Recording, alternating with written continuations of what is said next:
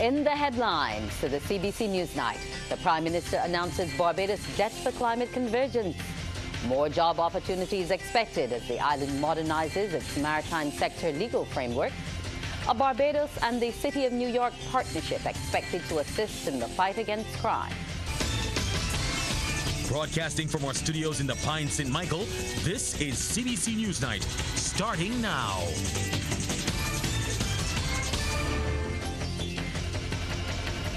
Good evening and welcome to the CBC NewsNight with the details. I'm Wendy Burke. Prime Minister Mia Motley today launched Barbados' Debt for Climate Conversion in Washington, D.C., a pioneering initiative expected to bring significant benefits to Barbadians. It's a public-private collaboration that involves exchanges existing debt for investments in climate-resilient projects. Our Crystal Hoyt is in Washington, D.C., covering the IMF World Bank annual meetings and has that story.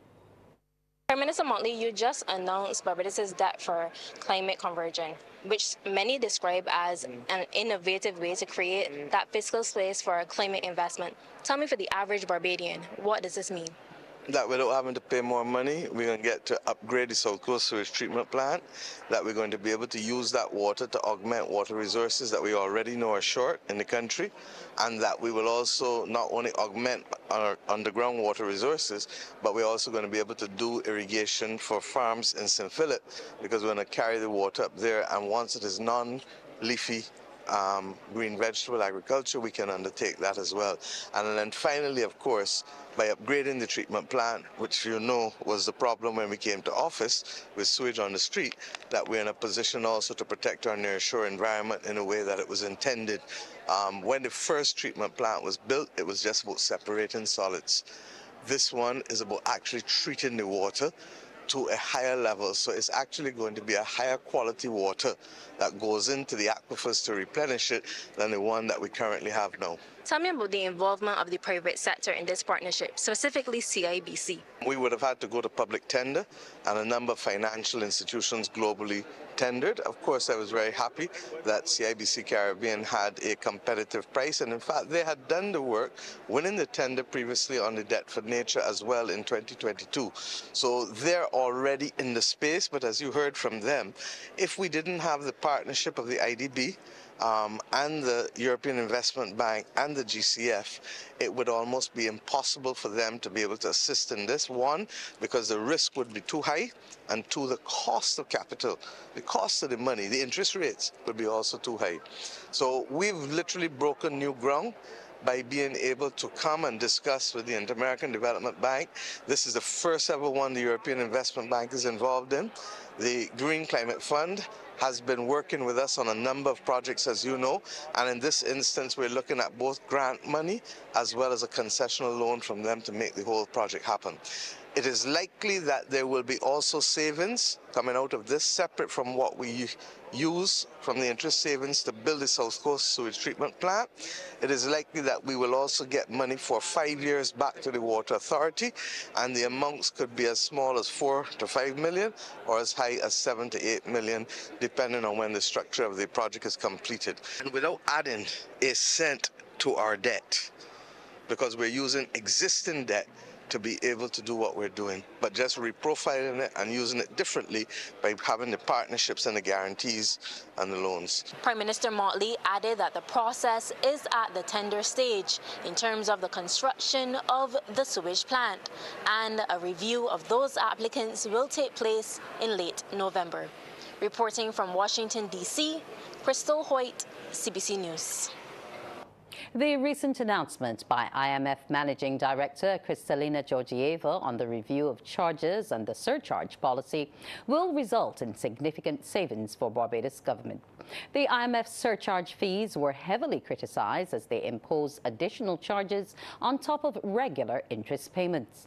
Barbados' central bank governor, Dr. Kevin Greenidge, shares what the reduction of about 37% will mean. Reduction in the surcharges translate for Barbados about 12.6 million in savings each year. And that's nothing to just wave a finger. It's significant. And it's a start.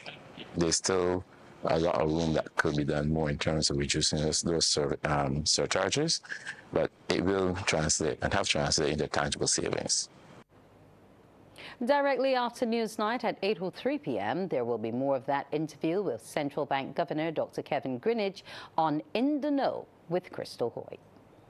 Government is moving to create more job opportunities for Barbadians in the maritime sector. In an effort to do so, it has introduced a suite of laws aimed at modernizing the country's maritime legislation. Minister of Tourism and International Transport Ian Gooding-Edgell led off debate on the 5 merchant shipping bills in the lower house this morning. They set out, among other things, a framework for shipbuilding.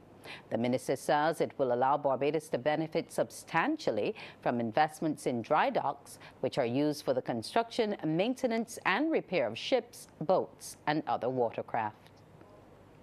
If we were fortunate to have an opportunity for a dry dock in Barbados, for example, that would create numerous opportunities. It would create numerous economic opportunities, numerous financial opportunities. Certainly, there will be jobs associated with it in terms of boat building, and of course, there'll be training. And it will allow a lot of our young people who are currently at the Samuel and Jackman Institute of Technology and those who are working within BIMAP, advancing their careers and training within the maritime sector. It would allow them and others to build out a sector which we believe should be done in Barbados. Mr. Gooding-Edgell says the bills are intended to address deficiencies identified by the International Maritime Organization, or IMO. In doing so, the minister also expects an increase in the number of merchant vessels, yachts and cruise ships interested in sailing under the Barbados flag. Oftentimes you hear about these billion-dollar yachts or a yacht for $500 and $600 million. And obviously sometimes bearing the name of another state. It is important that we recognize that in Barbados, and there are a number of persons out there who support Barbados, who like Barbados, and certainly will want to register their yachts and our cruise ships. And therefore this gives us an opportunity for even not only more revenue, but other economic opportunities and certainly opportunities for employment as well. While the merchant shipping bill focused on vessels above 150 gross tons, opposition leader Ralph Thorne centered his contribution on the local fishing industry. Mr. Thorne is maintaining his position that government must accept responsibility for the damaged and destroyed boats which were moored at the Bridgetown Fisheries Complex during Hurricane Beryl. He has also criticized government's offer of a grant of up to 25% of the cost for new boats or repairs. This government must come to the fishing industry with a serious offer to save the industry. We have tried to do rough calculations as to how many people are out of work, literally out of work, Your Honor. 250, and these are conservative estimates. 250 fishermen. In response, we heard that hundreds of fisherfolk are receiving assistance from government. That's according to Minister of Environment and National Beautification Adrian Ford, who says 78 boat owners have claimed government's 25% grant to repair their vessels. He also says all 469 people who qualify under government's business interruption scheme are getting between $2,500 and $1,500 over a 3-month period. As I speak, out of those 469 that were supposed to receive benefits, all 469 persons got their first tranche so far. All 469. From a caring government. All. I want to also say that out of that 469, for their second tranche, 150 persons have been paid thus far. And these payments are given on a daily basis. So I expect between this week, sometime next week, that the other tranche will be delivered to those fisher folk. It was also revealed that fisherfolk are among those to benefit from an injection of US $54 million in assistance from the World Bank. This information was provided by Minister of Foreign Affairs and Foreign Trade, Kerry Simmons. He adds, however, there is a condition to the financing in either kind or cash contributions. The Prime Minister in this country, is working on an arrangement with the World Bank to provide assistance for the fishing industry. To do what? First, to repair and replace fishing vessels impacted by beryl, and to establish a compensatory mechanism for fisherfolk valued at US $10.55 million or 21 million Barbados dollars. And the minister notes the funds will also be used to rehabilitate landing sites across the island. What the funding that we are seeking to obtain from the World Bank is designed to do is to place, ma'am, 17.95 million United States dollars towards rehabilitation of landing sites and landing facilities. And what are some of the challenges that we have experienced at the landing facilities, ma'am? That to haul up a boat in Barbados is one of the hardest things to do because you don't have the equipment all around the island. What are some of the difficulties we've had, ma'am? Because building jetties is now something that we have to look to do in a climate resilient way. Coming up, Barbados and the City of New York partnering for mutual benefits, including in crime fighting.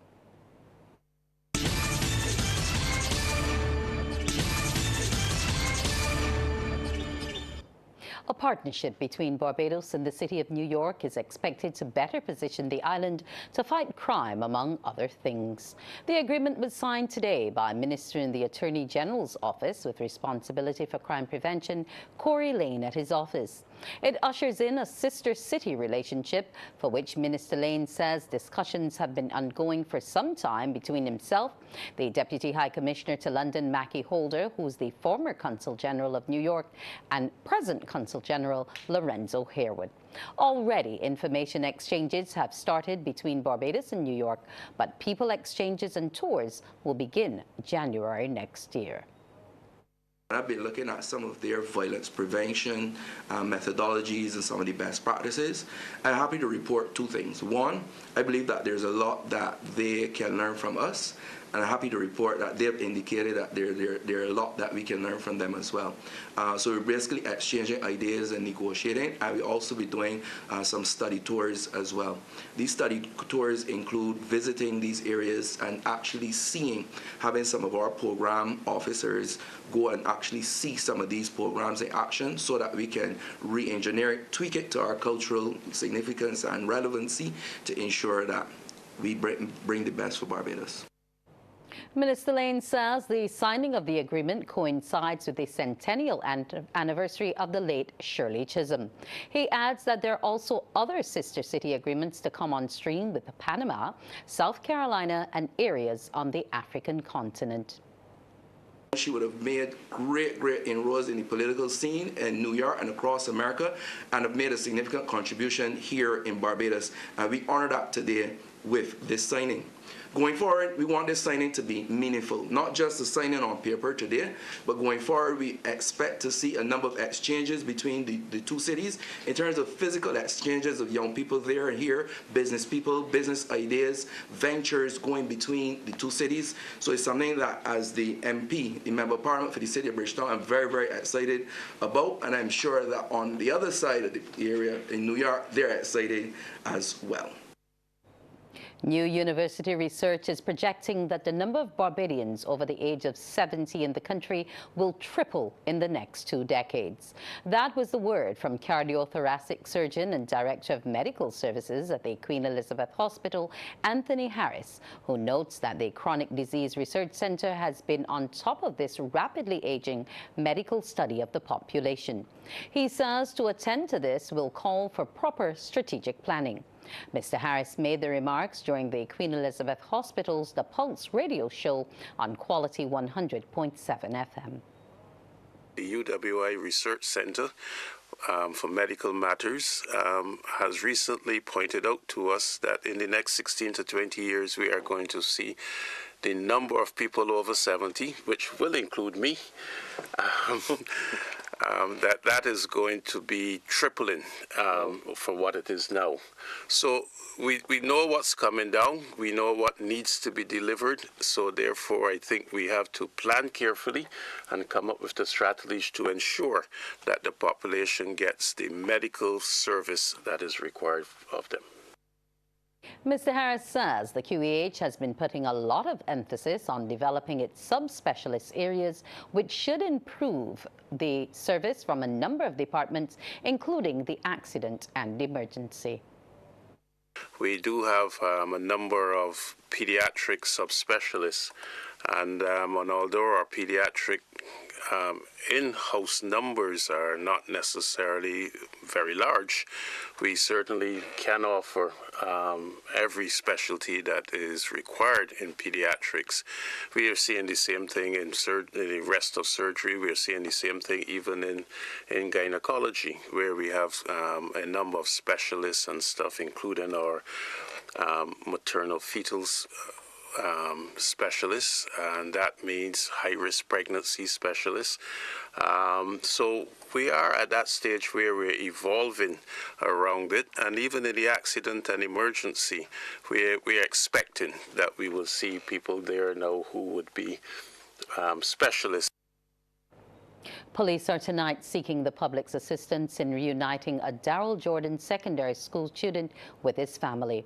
11-year-old Tajari Carrington was taken to the Central Police Station after he missed a shuttle home. He could only say that his mother is Tricia Carrington and he lives in King Garden, St. Andrew. Officers are asking anyone who knows Tajari or his mother to contact Central Police Station at 430-7676 urgently. Look out tomorrow on Newsnight for a story on teachers being specially recognized by the Barbados Union of Teachers. Sports time now with Damian Best. Yes, good evening to you, Wendy. Good evening to our viewers and listeners. Well, several Barbadian athletes will not get to participate at the next Commonwealth Games. A scaled-back Games in Glasgow in the next 2 years will feature just 10 disciplines, with several prominent sports being omitted. Organisers confirmed the event list for the 2026 Games today, which will be held in Scotland from July 23rd to August 2nd. The cut disciplines Barbados athletes have been training for in hope of qualification include badminton, beach volleyball, cricket, road cycling, hockey, rugby sevens, squash, table tennis and triathlon. Organisers have said they want to financially make the event sustainable and develop in a short time frame was a catalyst for the trimmed down program. The future of the Commonwealth Games was thrown into disarray in July last year when the Australian city of Victoria axed the event, citing financial constraints. Now, Glasgow stepped in to host the Games and had earmarked its ambition to have a trimmed down version of the event. Well, Barbadian Barry Banfield is through to the third round of the repechage at the ISA World Masters Surfing Championship in El Salvador. Banfield finished second today in Heat 2 of the Masters Men over 40 repechage with a 6.50 and 5.00 for a best wave total of 11.50. The winner of the heat was Shane Conwell of Australia, who had a total of 12.53. The third edition of the Joseph Payne Memorial Secondary School's field event circuit will be held at one facility this year instead of the traditional two venues. The one-day competition is set for December 11th at Coleridge in Parry. Organizer and chairman of CW Foundation, Inc., Charles Walcott, is hoping for an increase in participants. First to third place overall, finishers will be awarded medals. The cash prize will be awarded to the top 3 secondary schools only. I know we have invited the class 4 students of the primary schools to participate. This is really to engage them in field events as they transition into secondary school in September. So this is like, the introduction to the sport. We are hopeful that as they enter secondary school, that they will continue with the field events. So the schedule for the primary schools, the events will be shot put, cricket ball throw, high jump, long jump, and these will be all under 13 boys and girls. The secondary school athletes will be shot put, discus, javelin, long jump, high jump. Under 13, under 15, under 20, under 17. Well, each school is allowed to enter 2 athletes per event per category, and Mr. Walcott is calling on physical education teachers to encourage more students to get involved in field events. As I say to athletes all the time, you're just as good as anybody else anywhere in the world. All we need to be able to do is to focus on preparation, planning, and execution. And this takes time. So if you are desirous of preparing an athlete for the Olympic level, we need to get past the entry level first, which is the CRIFTA Games. This circuit has been designed to increase participation and numbers. I want to be able to see more field event athletes represent Barbados at the CRIFTA level. Well, the event has the full backing of the National Sports Council, and Deputy Director Emerson Bascom believes it's only a matter of time before a local star athlete will emerge from the field events. We must commend the CW Foundation. Mr. Walcott works very, very hard to make sure that the field events are not forgotten, because the concentration, the thinking is that athletics is only about on the track, 100 meters, 400, etc. But we have a lot of talent in the field events, and he's doing everything to make sure that that talent comes to the fore. So we are very grateful to play our part as far as the field events are concerned. And I'm sure that in a couple of years, when that facility is fully developed, we will see the true talent in Barbados being exhibited at the international stage. Well, that is my first half in sports. Wendy, it's back over to you. I'll see you a bit later on. Yes, Damien. Up next on CBC's Newsnight, the Business Report.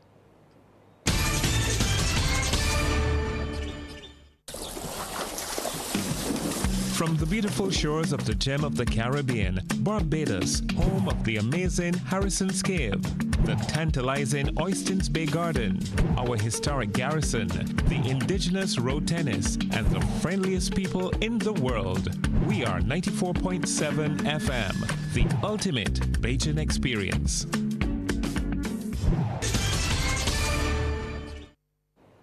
In tonight's business report, an aesthetic clinic aimed at demystifying the business has opened its doors in Barbados. It's Young Skin Medical Aesthetics Clinic, the brainchild of young entrepreneur Dr. Cherish Holdip Clement.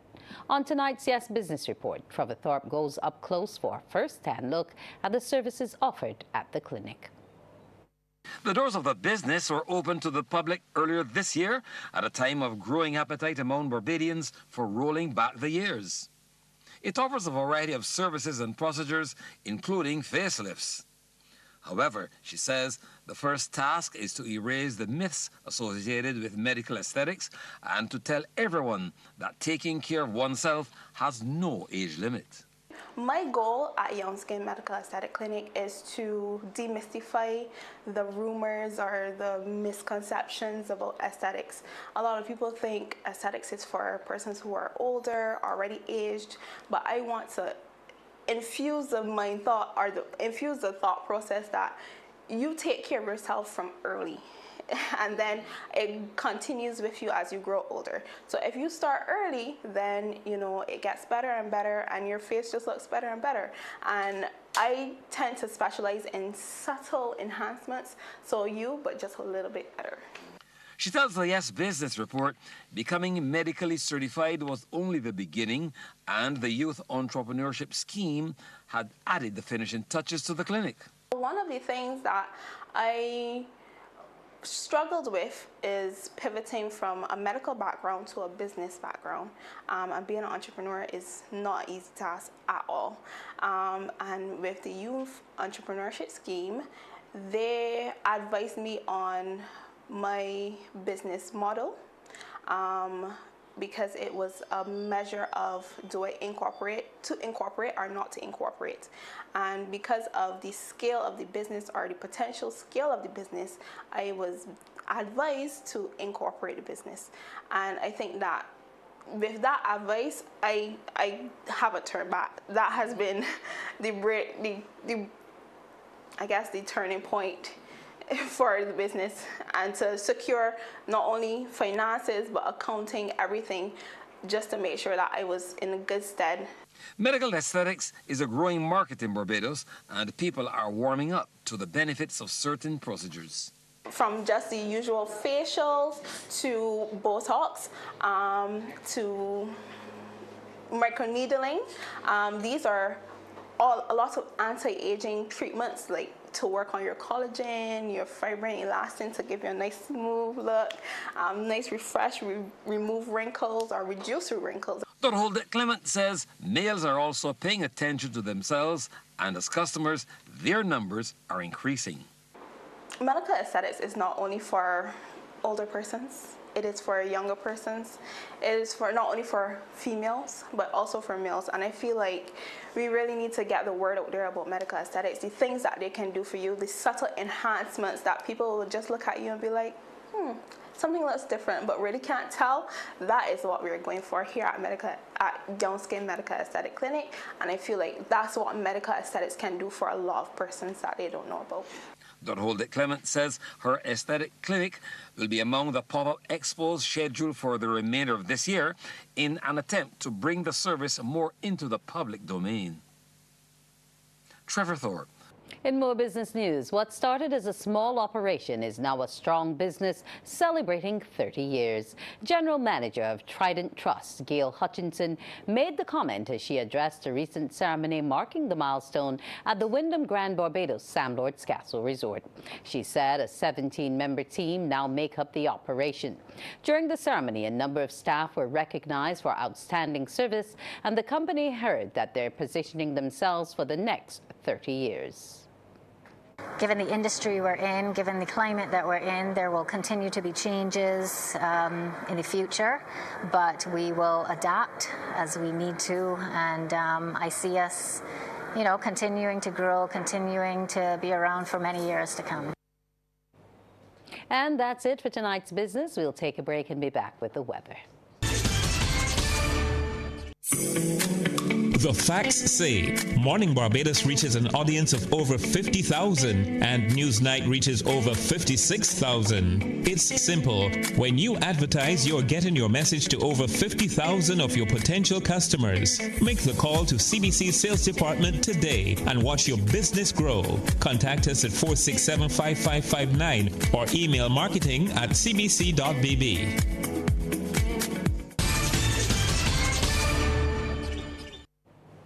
And we say good evening to Selma Green. Selma, what is it going to be? Are we going to be loving a rainy night tonight? We're going to be loving a rainy night tonight, and there are a few more showers in the offing. I'll tell you why in just a moment. But today we got those showers because there's a trough system that's affecting the region. It's shifting towards the north, but enough instability will be around to cause those showers to continue. Gusty winds are prevalent today as well across Barbados. We had some gusts up to about 36 knots, and there is a tropical wave that's approaching that could be a possible source of more showers. We'll see where that system is at in just a moment. And today, it did rain quite a bit. 40.1 millimeters of rainfall was recorded at Skeets Bay in St. Philip, but at the airport, about half an inch of rainfall and still a good deal of sunshine. The maximum temperature today, 28.8 degrees Celsius, not your typical tropical day at the airport. Around 6, the temperature dropped just shy of 28 degrees Celsius, 90% the relative humidity, so those moisture levels are high. And as we look across the region now, we're seeing cooler temperatures, especially over the northern islands, Antigua, Dominica, and that's because the trough is impacting those islands more so than to the south, where it's a little bit warmer at the moment. In terms of the relative humidity, as expected, we're seeing pockets of moisture at the low levels across all of the islands, and the winds, we're fluctuating wind speeds. Winds are moderate at the moment as they're flowing across the island. So here's our satellite picture, and that tropical wave, as I said to you, is along 40 degrees west. It's approaching our area. From tomorrow, we will begin to feel the impacts of that tropical wave, increasing moisture levels, and we could get some showers, but the axis of that wave is going to pass across the region by Thursday, and it will be bringing us some moderate to heavy showers and some isolated thunderstorms. At the moment, though, clouds across the skies because of that trough system is moving towards the northwest, so taking the majority of the showers to the leewards and the northern Windward Islands. We are going to see a little bit of an improvement in weather conditions by tomorrow morning here to the south, but of course that tropical wave is moving in, so it will change the complexion of things for us here, especially to the south. And the trough also affecting the Twin Island Republic. Trinidad and Tobago got some showers and some rain and thunderstorms. Most of the Guianas is fair today, but northern Guyana got some showers because of that trough as well. And that's our first look at the weather. We will be back with the details of the forecast in just a moment. So good evening and welcome back, and we take a look at the forecast now. Sunrise will be at 10 to 6 and the sun will set at 25 before 6. So first daytime, well, before that, seas will be moderate in open water with swells peaking at around 2 meters. And we get to the winds now. The winds will be coming in from the east to the east-southeast at between 20 and 35 kilometers per hour. And tonight in Barbados, we expect an overnight temperature of 23 degrees Celsius. Skies could be clear at times, but we do expect cloudy conditions with some scattered showers. And over the next 3 days, a mixed forecast, a good blend of sunshine and showers on Wednesday. That tropical wave is approaching by Thursday. It will be here, and it will be bringing us some showers and possibly some isolated thunderstorms. And then Friday, we're back to our typical tropical weather here in Barbados. And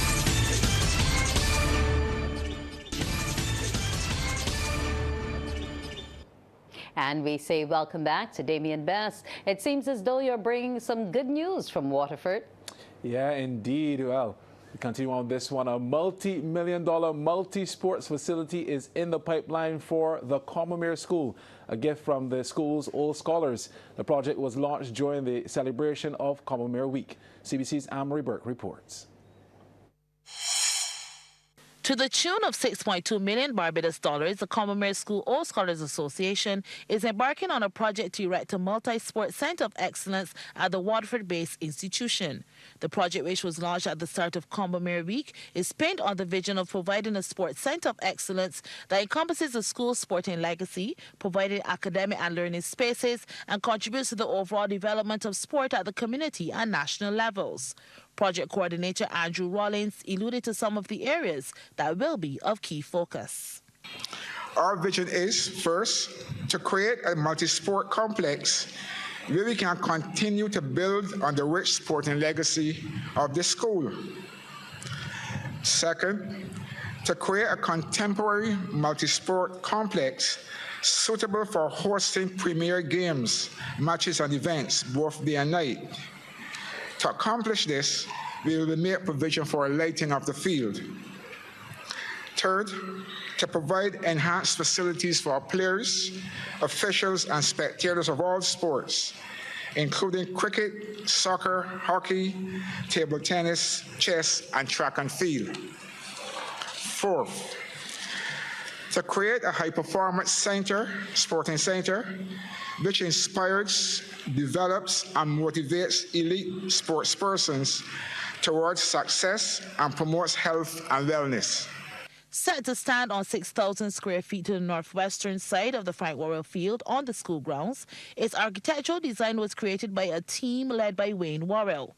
As mentioned, the facility will also be used as part of the teaching curriculum, and lead engineer Granville Phillips II explained that an element of the design will provide a practical scope to learning.